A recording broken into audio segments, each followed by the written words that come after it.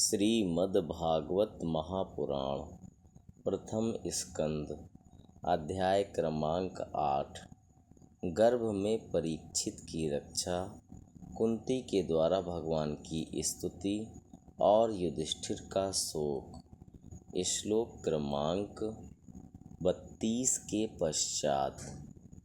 अपरे वासुदेवस्य देवक्यां याचितोऽभ्यगात् अजस्त्वमस्य क्षेमाय वधाय च सुरद्विषां भारावतारणायान्ये भुवो नाव इवो दधौ सीदन्त्या भूरिभारेण जातो ह्यात्म भुवार्थितः भवेस्मिन् क्लिश्यमानानां विद्या कामकर्मभिः श्रवणस्मरणार्हाणि करिष्यन्निति केचन।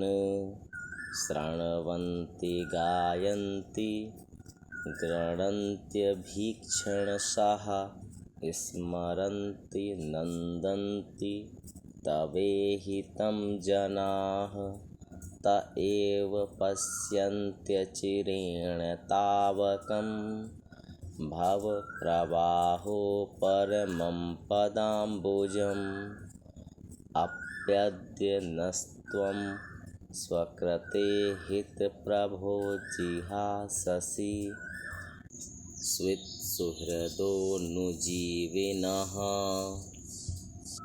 येषां न चान्यद् भवतः पदाम्बुजात् परायणं राजसु योजिताः साम् के वयं नामरूपाभ्यां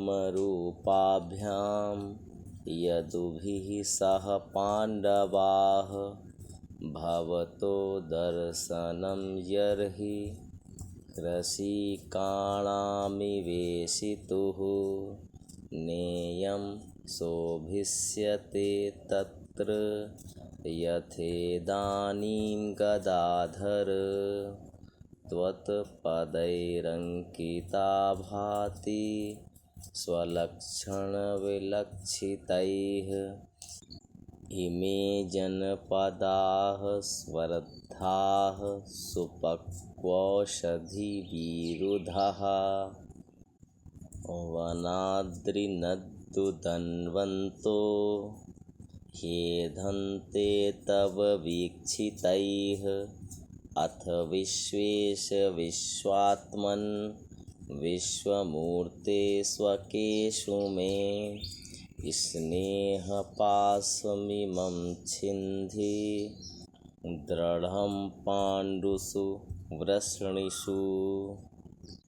दूसरे लोग यूँ कहते हैं कि वसुदेव और देवकी ने पूर्व जन्म में सुतपा और प्रश्न के रूप में आपसे यही वरदान प्राप्त किया था, इसीलिए आप अजन्मा होते हुए भी जगत के कल्याण और दैत्यों के नाश के लिए उनके पुत्र बने हैं। कुछ और लोग यूँ कहते हैं कि यह पृथ्वी दैत्यों के अत्यंत भार से समुद्र में डूबते हुए जहाज की तरह डगमगा रही थी, पीड़ित हो रही थी। तब ब्रह्मा की प्रार्थना से उसका भार उतारने के लिए ही आप प्रकट हुए। कोई महापुरुष यूँ कहते हैं कि जो लोग इस संसार में अज्ञान, कामना और कर्मों के बंधन में जकड़े हुए पीड़ित हो रहे हैं, उन लोगों के लिए श्रवण और स्मरण करने योग्य लीला करने के विचार से ही आपने अवतार ग्रहण किया है। भक्तजन बार बार आपके चरित्र का श्रवण, गान, कीर्तन एवं स्मरण करके आनंदित होते रहते हैं। वे ही अविलंब आपके उस चरण कमल का दर्शन कर पाते हैं जो जन्म मृत्यु के प्रवाह को सदा के लिए रोक देता है। भक्त वांछा कल्पतरु प्रभो, क्या अब आप अपने आश्रित और संबंधी हम लोगों को छोड़कर जाना चाहते हैं? आप जानते हैं कि आपके चरण कमलों के अतिरिक्त हमें और किसी का सहारा नहीं है। पृथ्वी के राजाओं के तो हम यूं ही विरोधी हो गए हैं, जैसे जीव के बिना इंद्रियां शक्तिहीन हो जाती हैं, वैसे ही आपके दर्शन बिना यदुवंशियों के और हमारे पुत्र पांडवों के नाम तथा रूप का अस्तित्व ही क्या रह जाता है। गदाधर, आपके विलक्षण चरण चिन्हों से चिन्हित यह कुरुजांगल देश की भूमि आज जैसी शोभायमान हो रही है, वैसी आपके चले जाने के बाद न रहेगी।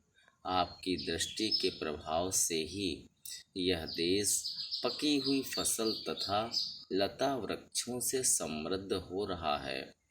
ये वन, पर्वत, नदी और समुद्र भी आपकी दृष्टि से ही वृद्धि को प्राप्त हो रहे हैं। आप विश्व के स्वामी हैं, विश्व के आत्मा हैं और विश्वरूप हैं। यदुवंशियों और पांडवों में मेरी बड़ी ममता हो गई है।